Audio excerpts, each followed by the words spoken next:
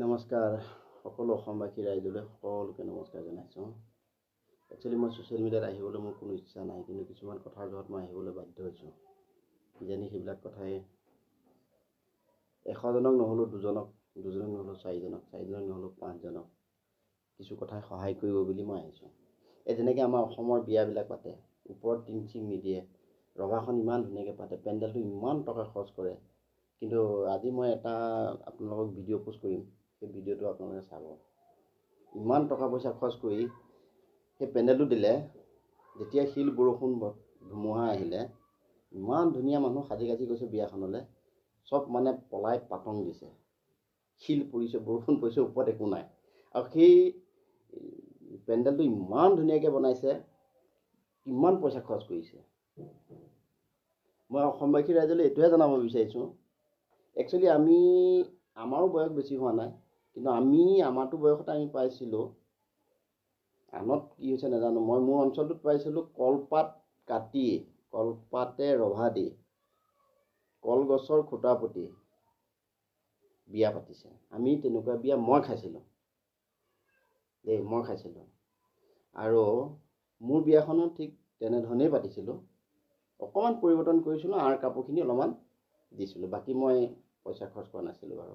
কিন্তু ওপৰত কলপাত দিয়া নাছিলোঁ তেতিয়া মোৰ বিয়াত।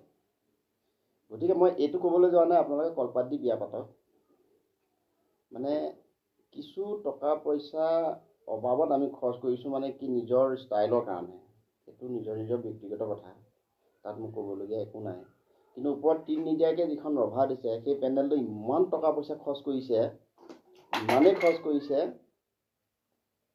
সেই পইচাখিনি সেই অঞ্চলটো যিখিনি শিক্ষিত গৰীব ঘৰৰ, মানে দুখীয়া ঘৰৰ, পিছপৰাৰ যিখিনি লোক, মাক দেউতাক, তেওঁলোকৰ ল'ৰা ছোৱালী মেধাৱী ছাত্ৰ ছাত্ৰী বহুত থাকে,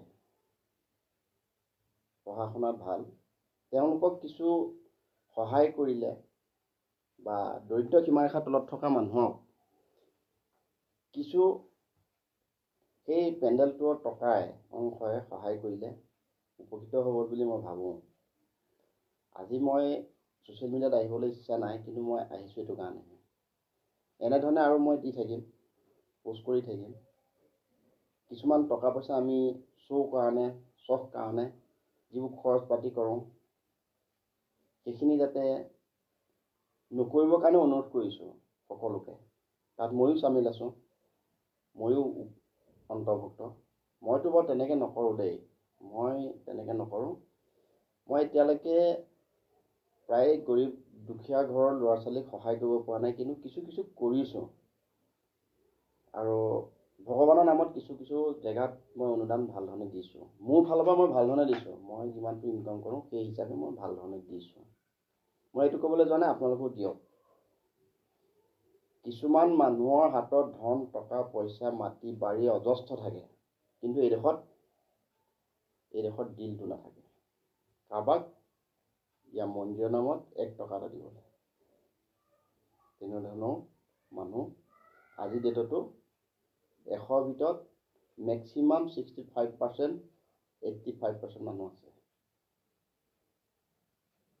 গতিকে এই ভিডিঅ'টোৰ জৰিয়তে মই এইটোৱে জনাব বিচাৰিছোঁ, কিছুমান দৰিদ্ৰ সীমাৰেখাৰ তলত থকা মাক দেউতাকৰ ল'ৰা ছোৱালী পঢ়া শুনাৰ ক্ষেত্ৰত বহুত ভাল, তেওঁলোকক কিছু ক্ষেত্ৰত সহায় সহযোগ কৰক, ভৱিষ্যতে যাতে আমাৰ অসমখন উন্নতি পথলৈ যাওক।